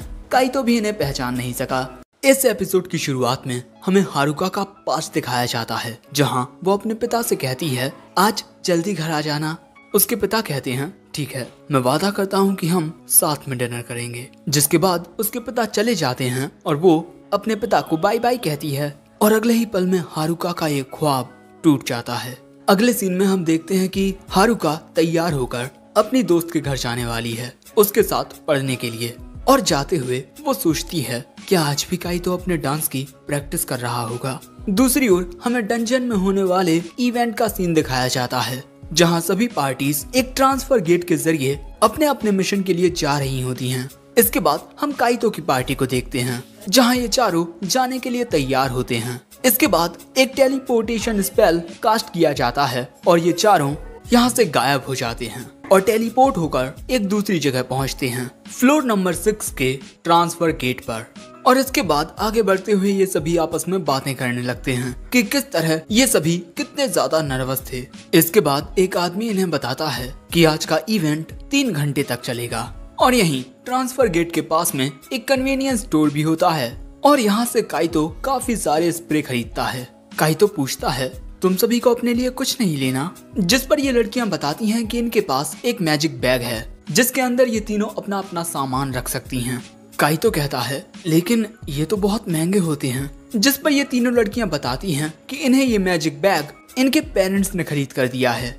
काइतो समझ जाता है कि ये तीनों काफी मालदार पार्टी हैं। वैसे इसके बाद एरी अपने बैग में से अपना वेपन निकालती है, जिसके बाद ये चारों तैयार हो जाते हैं 7th फ्लोर पर जाने के लिए। इसके बाद ये चारों आगे बढ़ने लगते हैं और हमें पता चलता है कि 7th फ्लोर पर ज्यादातर गोलेम आते हैं। लेकिन तभी अचानक ये चारों रुक जाते हैं क्योंकि इनके सामने से कुछ और लोग आ रहे थे और ये सभी डंजन को साफ करने का काम करते हैं। यहाँ ये सभी एक दूसरे को hello, hi, good bye, thank you बोलते हैं। वैसे इसके बाद काइतो एरी से उसका लेवल पूछता है जो कि 18 होता है। वहीं हिकारी और मिकू का लेवल 15 होता है। लेकिन हिकारी की MP 75 होती है जो कि काइतो की MP से दोगुनी होती है। लेकिन तभी अचानक इन चारों को कुछ आवाज आती है और अचानक ही वहाँ पत्थरों से एक गोलेम बन जाता है, एक स्टोन गोलेम। इसे देखते ही ये चारों इस पर हमला करने के लिए तैयार हो जाते हैं। एरी सभी को उनका काम बताती है और इसके बाद एरी उस गोलेम पर हमले करने लगती है और कुछ हमलों के बाद वो गोलेम वहीं पर खत्म हो जाता है। काइतो ये देखकर हैरान हो जाता है कि एरी ने कितनी आसानी से 7th फ्लोर के मॉन्स्टर को हरा दिया। लेकिन इसके बाद इनके सामने एक ब्रॉन्ज गोलेम आ जाता है। ये देख एरी हिकारी को एक इशारा करती है, जिसके बाद हिकारी एक स्पेल का यूज करके नीचे की जमीन को दलदला कर देती है, जिस वजह से वो गोलेम उसी में धंसने लगता है। इसके बाद मिकू एक स्पेशल कार्ड निकालती है और इसमें से वो सम्मन करती है विंड स्पिरिट। लेकिन ये एक जानवर होता है और इसका नाम स्नैच है। स्नैच इस गोलेम के हमलों से बचता हुआ इस पर विंड के स्किल से हमला करता है, लेकिन इससे इस गोलेम को ज्यादा डैमेज नहीं पहुंचता। सो हिकारी एक फायर स्पेल से उस पर हमला करती है और इसके बाद एरी उस गोलेम पर आखिरी हमला करती है, जिससे उस गोलेम की एमपी पूरी खत्म हो जाती है और वो वहीं खत्म हो जाता है। लेकिन इससे पहले कि ये सभी इस बात की खुशी मना पाते, इनके पीछे एक आयरन गोलेम आ जाता है जो साइज में काफी बड़ा होता है और ये हिकारी और मीकू पर हमला करने ही वाला था कि तभी उन्हें बचाने के लिए एरी आ जाती है। इसके बाद एरी अपना पूरा जोर लगाकर उस गोलेम पर हमला करती है, लेकिन उससे उस गोलेम को कुछ भी नहीं होता। और अब जैसे ही एरी उस गोलेम से दूर जाती है, हिकारी उस पर फायरबॉल से अटैक करती है, लेकिन इस हमले का भी कुछ खास असर नहीं होता। जिसके बाद मीकू का स्नैच उस गोलेम के हमले से बचकर उस पर अपने विंड कटर से हमला करता है, लेकिन इसका कोई असर नहीं होता और इसके बाद स्नैच उस गोलेम के एक ही हमले से घायल हो जाता है। अब ये देख काइतो को लगता है कि उसे सिल्फी और ल्यूसेरिया को सम्मान करना ही होगा, लेकिन तभी उसकी नजर उसकी मैजिक स्वॉर्ड पर पड़ती है, बालजार्ड। और काइतो इस स्वॉर्ड के बारे में काफी रिसर्च कर चुका है। जितना सोचकर तुम इस स्वॉर्ड से अपने दुश्मन पर वार करोगे, इसका असर उतना ही होगा। काइतो इस स्वॉर्ड से हमला करने का तय करता है। दूसरी ओर मीकू अपने स्नैच को हीलिंग पोशन पिलाने लगती है, लेकिन तभी काइतो हिकारी से उसका अर्थ मैजिक यूज करने को कहता है और ऐसा करके हिकारी उस गोलेम के नीचे की जमीन को दलदला कर देती है। और इसके बाद काइतो एरी को इस गोलेम का ध्यान भटकाने का काम देता है और जब एरी ऐसा करती है, उतनी ही देर में काइतो इस गोलेम के पीछे आकर ये सोचते हुए इस गोलेम पर वार करता है कि मुझे इसे हराना है। और इसके अगले ही पल में ये गोलेम खत्म हो जाता है, जो देख काइतो खुश हो जाता है और मीकू और हिकारी उसकी तारीफ करती हैं। अगले सीन में हम इन चारों को एक रेस्टोरेंट में देखते हैं और काइतो यहाँ इन्हें बताता है कि वो मैजिक स्वॉर्ड बालजार्ड थी। इन सभी को लग रहा था कि वो कोई छोटी सी चाकू है। सो काइतो बताता है कि नहीं, मुझे वो मैजिक स्वॉर्ड एक मॉन्स्टर से मिली थी। काइतो की ये बात सुन हिकारी और मीकू एक दूसरे को कुछ इशारा करती हैं। यहाँ काइतो मीकू से कहता है, तुम्हारा स्नैच ठीक तो है ना? वो कहती है कि हाँ, वो बिल्कुल ठीक है। आगे काइतो कहता है, मैंने आज से पहले कभी भी एक कार्बंकल नहीं देखा था, मैंने तो उन्हें कभी टीवी में भी नहीं देखा। जिस पर मीकू बताती है कि सर्वेंट्स कैमरे में दिखाई नहीं देते और ना ही वो फोटोज और वीडियोस में दिखाई देते हैं। और ये बात सुन काइतो को समझ आता है कि आखिर क्यों गिल्ड एम्प्लॉइज को सिल और ल्यूसेरिया के बारे में अब तक पता नहीं चला। आगे काइतो पूछता है, इसका मतलब स्नैच के बारे में सिर्फ तुम तीनों को पता होगा। मीकू बताती है कि उसे स्नैच एक ऑक्शन से मिला है और उसने गिल्ड में उसके साथ रजिस्टर भी किया है, जिस वजह से उसके बारे में हर कोई जानता है। वैसे इस इवेंट में पार्टिसिपेट करने की वजह से इन सभी को ये झुनझुने जैसी चीज मिली है। मीकू और हिकारी इन्हें अपने मैजिक बैग्स में लगाने का डिसाइड करती हैं, लेकिन तभी एरी पूछती है, काइतो क्या तुम आगे भी हमारी पार्टी का हिस्सा बनना चाहोगे? और एरी की बात से मीकू और हिकारी भी राजी थी। एरी यहाँ बताती है कि हर 5 फ्लोर्स के बाद एक ट्रांसफर गेट आता है। इसका मतलब अगला इवेंट 11th फ्लोर के लिए होगा। तो क्या तुम वहाँ हमारे साथ चलोगे? काइतो कहता है कि मैं तो बस एक मामूली सा एक्सप्लोरर हूँ। जिस पर ये तीनों लड़कियाँ कहती हैं कि मामूली होने में आखिर क्या ही हर्ज है, अगर तुम चाहो तो हमारी पार्टी को ज्वाइन कर सकते हो। लेकिन तभी काइतो के जहन में सिल्फी और ल्यूसेरिया आती हैं और काइतो यहाँ सोचता है, अगर लोगों को पता चल गया कि मैं 2 छोटी लड़कियों के साथ डंजन में जाता हूँ तो पुलिस मुझे जेल में डाल देगी। यही सोचकर काइतो इनसे कहता है, मैं तुम तीनों को थोड़ा सोचने के बाद बताऊंगा। मुझे तुम्हारे ऑफर के बारे में किसी से बात करनी है, तो उनसे पूछने के बाद ही मैं तुम्हें अपना जवाब दे पाऊंगा। ये बात सुन एरी कहती है, ठीक है, हम तुम्हारे जवाब का इंतजार करेंगे। इसके बाद हमें अगले दिन का सीन दिखाया जाता है, जहाँ काइतो डंजन में जाने के लिए बिल्कुल तैयार था और जब वो डंजन के अंदर सिल्फी और ल्यूसेरिया को बुलाता है तब वो उसी को गुस्से में घूर रही थी। वैसे इसके बाद वो इन दोनों को सब कुछ बताता है, जो सुन ल्यूसेरिया कहती है, अरे वाह, तुम किसी और के साथ पार्टी ज्वाइन करना चाहते हो और कल तुमने डंजन में हमें भी नहीं बुलाया। तभी सिल्फी कहती है, मुझे लगता है कि हम तीनों की पार्टी ही बेस्ट रहेगी, दूसरों के साथ जुड़ने की कोई जरूरत नहीं है। और आगे ये दोनों इस बारे में कोई और बातचीत नहीं करना चाहती। लेकिन आगे ल्यूसेरिया कहती है, वैसे आप मुझे ल्यूसेरिया कहकर क्यों बुलाते हो? सिल्फी को सिल और मैं ल्यूसेरिया। काइतो समझ जाता है कि इसे जलन हो रही है। सो अब काइतो कहता है, ठीक है, तो मैं तुम्हें लूसी कहकर बुलाऊंगा, ओके? जो सुन वो कहती है, ठीक है, मैं आपको मुझे लूसी बुलाने की इजाजत देती हूँ। और यहाँ सिल्फी लूसी को कॉन्ग्रेचुलेट करती है और इसके बाद ये दोनों आगे बढ़ने लगती हैं, काइतो की पार्टी में ज्वाइन होने की बात को टोटली इग्नोर करते हुए। अगले दिन हम काइतो को हारुका के साथ देखते हैं स्कूल जाते हुए। यहाँ हारुका काइतो से पूछती है, तुम अपनी डांसिंग प्रैक्टिस और वर्कआउट में बहुत ज्यादा बिजी रहते हो, क्या इस संडे तुम फ्री हो, मेरे साथ शॉपिंग करने चलोगे? वो कहता है शॉपिंग, हाँ क्यों नहीं। ये बात सुन हारुका खुश हो जाती है और इसके बाद अपनी दोस्त के पास चली जाती है। लेकिन तभी काइतो के पीछे से उसके दोस्त प्रकट होते हैं। क्यों भाई, डेट पर जाने वाला है? काइतो कहता है, कैसी बातें कर रहे हो यार, वो मेरे साथ डेट पर क्यों जाएगी, हम तो बस शॉपिंग करने जाने वाले हैं। लेकिन वो दोनों काइतो के कंधे पर हाथ रख कहते हैं, तुम्हारा कुछ नहीं हो सकता।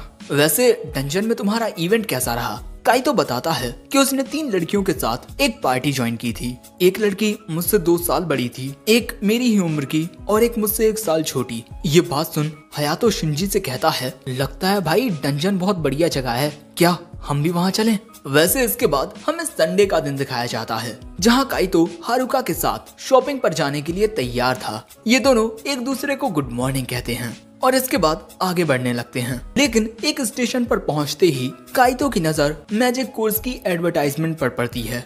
काइतो को इस तरह देख हारुका काइतो से कहती है, मुझे पता है कि तुम्हें डंजन्स में काफी ज्यादा इंटरेस्ट है, लेकिन प्लीज आज उनके बारे में भूल जाओ। वो कहता है ठीक है। इसके बाद ये दोनों एक साथ घूमने लगते हैं। हारुका यहाँ कहती है, कितना लंबा वक्त हो गया है ना, हम दोनों को एक दूसरे के साथ घूमे हुए। काइतो कहता है, हाँ बचपन में तुम्हारे पापा हमें कितनी सारी जगहों पर घुमाने के लिए ले जाते थे। हारुका कहती है, हाँ चलो हम किसी दिन कोई मूवी देखने चलेंगे। काइतो कहता है, हाँ क्यों नहीं। इसके बाद हम देखते हैं कि हारुका कपड़ों के स्टोर में आकर एक आउटफिट काइतो को पहन कर दिखाती है। काइतो कहता है कि तुम काफी क्यूट लग रही हो। इसके बाद वो काइतो को कुछ और ड्रेसेस पहन कर दिखाती है और पूछती है कि तुम्हें कौन सी ड्रेस पसंद आई। काइतो कुछ देर सोचने के बाद कहता है, जो तुमने अभी पहनी है वो ड्रेस। इसीलिए हारुका यही ड्रेस खरीद लेती है। इसके बाद ये दोनों गार्डन में आते हैं और आज का मौसम सच में बहुत खुशनुमा होता है। हारुका को देखकर काइतो भी कहता है, हाँ कितना खूबसूरत मौसम है। लेकिन इसके बाद हारुका काइतो को बोट्स की ओर इशारा करती है, जिसके बाद ये दोनों एक बोट में राइड करने लगते हैं। हारुका को यहाँ बहुत ज्यादा मजा आ रहा था। वैसे इनके साथ ही यहाँ पर और भी बहुत सारे लोग थे। काइतो को यहाँ लगता है जैसे ये दोनों एक डेट पर हों, लेकिन अगले ही पल में वो खुद को समझाता है, आलतू फालतू मत सोच, आखिर ये मेरे साथ कभी डेट पर क्यों आएगी। लेकिन काइतो को इस तरह देख हारुका पूछती है, क्या हुआ? काइतो कहता है, कुछ नहीं। और ऐसे ही ये दोनों हंसी मजाक करने लगते हैं और ये वक्त गुजारते हुए हारुका कहती है, कभी कभार ऐसे वक्त गुजारना कितना ज्यादा खुशनुमा होता है ना? ये हवा कितना सुकून दे रही है। इसके बाद ये दोनों एक कैफे में आकर जूस पीते हैं। हारुका कहती है, क्या तुम मेरे जूस को ट्राई करना चाहोगे? वो कहता है, हाँ क्यों नहीं। और इसके बाद ये दोनों एक दूसरे के जूस को एक्सचेंज कर लेते हैं। काइतो जूस पीने के बाद कहता है, हाँ इसका टेस्ट भी बहुत अच्छा है। लेकिन हारुका यहाँ शर्मा रही थी क्योंकि वो ये समझ चुकी थी कि इन दोनों के बीच एक इनडायरेक्ट किस हो चुका है। वैसे इसके बाद जाने के लिए ट्रेन का इंतजार करते हुए हारुका की नजर एक बच्ची और उसके पिता पर जाती है, जो देख वो थोड़ी उदास हो जाती है और काइतो से कहती है, मैं एक और जगह जाना चाहती हूँ, तुम्हें कोई दिक्कत तो नहीं है? वो कहता है, बताओ कहाँ जाना है। और इसके बाद हारुका काइतो को लेकर उस जगह आती है जहाँ पर डंजन होता है और वो यहाँ काइतो से पूछती है, क्या डंजन इसके अंदर है? वो कहता है, हाँ। आगे हारुका कहती है, मेरे पापा भी वही हैं। उस दिन उन्होंने वादा किया था कि वो घर जल्दी आकर हमारे साथ डिनर करेंगे, लेकिन वो कभी वापस नहीं लौटे। इसके बाद हमें इन तीनों की एक फैमिली फोटो दिखाई जाती है और यहाँ हारुका कहती है, आखिर लोग डंजन में क्यों जाते हैं? लेकिन हटाओ, वैसे आज मुझे बहुत मजा आया, चलो अब घर चलते हैं। इसके बाद हारुका आगे बढ़ने लगती है, लेकिन काइतो यहाँ कहता है, मैं जानता हूँ कि तुम्हें मेरी काफी चिंता होती है, लेकिन मैं कैप्टन कात्सुरागी की तरह एक हीरो बनूंगा और मैं तुम्हें ये प्रूव करूंगा। और इसके बाद काइतो हारुका के पास चला जाता है और यहीं पर ये एपिसोड एंड हो जाता है। इस एपिसोड की शुरुआत में हम काइतो को देखते हैं जो अपनी स्वॉर्ड बालजार्ड में वाटर बॉल मैजिक को इन्फ्यूज करके उससे एक बड़ी तलवार बना लेता है और इसके बाद उस तलवार से एक ही बार में एक गोलेम को खत्म कर देता है और कहता है, मैं अपनी इस तलवार को मैजिक आइस ब्लेड नाम देता हूँ। और काइतो को देख यहाँ सिल्फी कहती है, लूसी तुमने देखा मास्टर कितने ज्यादा स्ट्रॉन्ग होते जा रहे हैं। लेकिन तभी लूसी कहती है, वो एक लड़की है ना? जिसके साथ तुम पार्टी ज्वाइन करना चाहते हो। और ये बात सुनते ही सिल काइतो के पास जाकर पूछती है, मास्टर आपने कल जब कहा था कि आप एक पार्टी को ज्वाइन करना चाहते हो तो आपका मतलब किसी लड़की की पार्टी से था। और इसके बाद काइतो इन दोनों को बताता है कि उसे 3 लड़कियों ने अपनी पार्टी में इनवाइट किया है। ये बात सुन सिल कहती है, मास्टर क्या हम अब आपको पसंद नहीं? काइतो कहता है, ऐसा कुछ नहीं है सिल। लेकिन तभी लूसी कहती है, तुम हमें जेम स्टोन्स नहीं खिलाना चाहते है ना? मैं अब तुम्हें इसकी सजा दूंगी। अब लूसी को गुस्से में देख काइतो कहता है, मैं ना ही पार्टी को ज्वाइन करूंगा और ना ही तुम्हें जेम स्टोन्स खाने से रोकूंगा, ठीक है? लूसी कहती है, हाँ अब ठीक है। लेकिन तभी सिल कहती है, मास्टर अगर आप उनकी पार्टी को ज्वाइन करना चाहते हैं तो आप ऐसा ही कीजिए। अब सिल की बात सुन लूसी भी कहती है, ठीक है आप ज्वाइन कर सकते हो, लेकिन हमें जेम स्टोन्स खिलाना मत भूलना। लेकिन तभी सिल पूछती है कि आखिर आप एक पार्टी को ज्वाइन क्यों करना चाहते हो? वो कहता है, मैं उन्हें ज्वाइन करके अपनी स्किल्स को इम्प्रूव करना चाहता हूँ, वरना मैं कभी भी तुम दोनों के साथ कंधे से कंधा मिलाकर लड़ नहीं पाऊंगा। अब ये बात सुन ये दोनों ही काइतो को बेस्ट ऑफ लक बोलती हैं। काइतो उन्हें बताता है कि वो उस पार्टी के साथ सिर्फ वीकेंड्स पर जाया करेगा और बाकी के दिन ये तीनों ही हमेशा की तरह डंजन में आया करेंगे। अब इसके बाद हम काइतो को उसके कमरे में देखते हैं, जो एरी को कॉल करने ही वाला था कि तभी उसे हारुका का कॉल आता है। वो जैसे ही फोन उठाता है हारुका उससे कहती है, अचानक ही तुम्हें कॉल करने के लिए माफ करना, लेकिन मैं तुमसे कुछ बात करना चाहती हूँ। लेकिन तभी काइतो कहता है, क्या मैं तुमसे कुछ पहले पूछ सकता हूँ? क्या नर्वसनेस को दूर करने की कोई ट्रिक है? हारुका पूछती है कि आखिर तुम ये क्यों पूछ रहे हो? काइतो कहता है, जो शिंजी और हयातो है ना, वो कुछ लड़कियों से फोन पर बात करना चाहते हैं, लेकिन ऐसा करने में वो काफी ज्यादा नर्वस हो रहे हैं। अब हारुका काइतो को बताती है कि बचपन में एक इवेंट के दौरान जब वो भी बहुत ज्यादा नर्वस हो रही थी तब उसके डैड उसके पास आए और उन्होंने हारुका से कहा कि तुम इतना नर्वस मत हो, अपने दिमाग में सोचो कि तुम पियानो बजा सकती हो, तब तुम ऐसा कर लोगी और ऐसा मुस्कुराते हुए करना। हारुका की ये बात सुन काइतो कुछ सोचने लगता है और कहता है, शायद ये तरीका काम कर जाएगा। लेकिन काइतो से ये कहने के बाद हारुका उसे गुड नाइट बोलकर फोन काट देती है और काइतो सोचता है कि आखिर हारुका ने मुझे कॉल क्यों किया था। दूसरी ओर हारुका उस ड्रेस को देख रही थी जिसको उसने काइतो के साथ खरीदा था। दूसरी ओर हमें एक पुराने जमाने का घर दिखाया जाता है जहाँ पर हम एरी को अपनी ट्रेनिंग करते हुए देखते हैं। वो काफी फोकस के साथ अपनी ट्रेनिंग कर रही थी, लेकिन तभी उसे काइतो का कॉल आता है। फोन उठाकर वो कहती है, मैं तुम्हारे ही कॉल का इंतजार कर रही थी, तो तुमने हमारी पार्टी को ज्वाइन करने के बारे में क्या सोचा? काइतो कहता है, मैं तुम्हारी पार्टी को ज्वाइन करने के लिए तैयार हूँ, लेकिन कुछ पर्सनल रीजंस की वजह से मैं तुम्हारी पार्टी के साथ सिर्फ वीकेंड्स पर ही आ पाऊंगा। एरी कहती है, हमें इसमें कोई दिक्कत नहीं है, क्योंकि अपनी स्टडीज की वजह से हम भी सिर्फ वीकेंड्स पर ही डंजन में जा पाते हैं। और अब एरी से बात करने के बाद काइतो हारुका को शुक्रिया कहता है। अब इसके बाद सैटरडे के दिन हम इन चारों को डंजन में देखते हैं और इनके सामने काफी सारे गोलेम होते हैं। अब इसके बाद हारुका जमीन को दलदला करके 2 गोलेम्स को उसमें धंसा देती है, जिसके बाद मीकू का स्नैच एक गोलेम पर हमला करके उसे खत्म कर देता है। दूसरी ओर काइतो अपनी मैजिक आइस ब्लेड से दूसरे गोलेम को खत्म कर देता है, लेकिन तभी एक और गोलेम काइतो पर हमला करके उसे दूर कर देता है। तभी काइतो अपनी तलवार के एक ही वार से उसे भी खत्म कर देता है और इसके बाद एरी अपने हथियार से एक गोलेम को बीच में से काटकर उसे खत्म कर देती है। सभी गोलेम्स को खत्म करने के बाद ये लड़कियां काइतो से पूछती हैं कि अभी अभी उसने कौन से मैजिक का यूज किया। काइतो बताता है कि उसने अपनी इस मैजिक ब्लेड को वाटर बॉल के साथ इन्फ्यूज करके मैजिक आइस ब्लेड में कन्वर्ट कर लिया। लेकिन तभी एरी कहती है, तुम्हारी लीडरशिप स्किल्स कमाल की हैं। तुम्हें देखकर जरा भी नहीं लगता कि तुम हमेशा डंजन में अकेले आते हो। काइतो बात बदलते हुए कहता है, तुम अपने इस हथियार के साथ बहुत अच्छे से मूव करती हो एरी। एरी कहती है, ऐसा इसी वजह से है क्योंकि वो इसके साथ बचपन से प्रैक्टिस करती आ रही है। लेकिन तभी अचानक काइतो का पेट भूख के मारे गुड़गुड़ करने लगता है, जिसके बाद ये तीनों लड़कियां कुछ इस प्रकार डंजन के अंदर ही खाना खाती हैं। वहीं काइतो घर आने के बाद सोचता है कि वो लड़कियां अपने घर पर कैसी जिंदगी जीती होंगी। वैसे जरूरी बात यह है कि उन लड़कियों ने डिसाइड किया है कि कल वो फ्लोर 8 पर जाएंगी और अब आखिरकार काइतो भी फ्लोर 8 पर जा पाएगा। और दोस्तों अगले दिन हम काइतो को एक जैकेट पहने हुए देखते हैं। वो लड़कियां पूछती हैं कि क्या हुआ, क्या तुम्हें तैरना नहीं आता?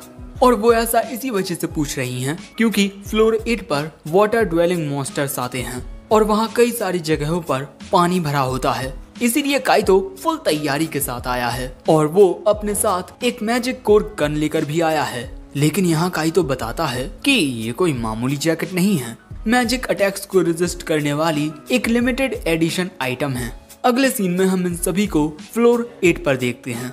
तभी स्नैच को एक मॉन्स्टर डिटेक्ट होता है और अगले ही पल में पानी के अंदर से एक मॉन्स्टर निकलकर काइतो की जैकेट पर थूक देता है। सो तुरंत ही एरी काइतो से उसकी जैकेट उतारने को कहती है। सो काइतो अपनी जैकेट उतारकर उसे फेंक देता है और उसकी जैकेट वहाँ पूरी खत्म हो जाती है, जो देख काइतो के होश उड़ जाते हैं। और इसके बाद काइतो उस मॉन्स्टर से अपनी मेहनत, अपने पैसे और अपना वक्त मांगता है जो उसने उस जैकेट को खरीदने में लगाया। लेकिन तभी मीकू उस मॉन्स्टर पर एक एरो से शूट करके उसे खत्म कर देती है, उस वो गन से जो उसे काइतो ने दी थी, क्योंकि काइतो को अब उसकी जरूरत नहीं थी और मीकू ने पहली बार इस वो गन का इस्तेमाल किया है। लेकिन फिर भी उसका निशाना बिल्कुल परफेक्ट लगा। जिसके बाद इनका सामना कुछ मॉन्स्टर्स से होता है। काइतो के साथ तो यहाँ बस तिगड़म हो रही है, वहीं मॉन्स्टर्स को ये लड़कियां मारती जा रही हैं। लेकिन अगले ही पल में इन पर काफी सारी मछलियां हमला कर देती हैं। ये सभी उन मछलियों पर हमला करके उन्हें खत्म करने लगते हैं। लेकिन तभी काइतो की बुलेट्स खत्म हो जाती हैं। सो काइतो एरी को देखता है कि वो कितनी आसानी से अपने हथियार से इन मछलियों को काटती जा रही है। जिसके बाद वो अपने वाटर मैजिक का यूज करके उसी की तरह एक बर्फ का भाला बना लेता है और मछलियों को काटने लगता है। लेकिन बहुत ज्यादा ताकत इस्तेमाल करने की वजह से उसकी पूरी एमपी खत्म हो जाती है, जिसके बाद वो वहीं बेहोश हो जाता है। अगले सीन में जब उसकी आंख खुलती है तब वो खुद को एरी की गोद में पाता है। तो अगले ही पल में वो उठकर एरी से माफी मांगने लगता है। तभी काइतो नोटिस करता है कि उसकी एमपी फिर से फुल हो चुकी है, क्योंकि इन लड़कियों ने उसे एक मैजिक पोशन पिला दिया है। वो लड़कियां कहती हैं पार्टी मेंबर्स को एक दूसरे की मदद करनी चाहिए, है ना। वैसे इन्हीं बातों के बीच अचानक ही स्नैच कुछ खतरनाक डिटेक्ट करता है और ये इतना खतरनाक होता है कि स्नैच इससे घबराने लगता है। तभी अचानक पानी के अंदर हमें एक बड़ा साया नजर आता है और इसके बाद पानी के अंदर से निकलता है एक जाइंट डायनासोर। इनमें से किसी को नहीं लगता कि ये उसका सामना कर पाएंगे, इसीलिए ये सभी यहाँ से भागना शुरू कर देते हैं।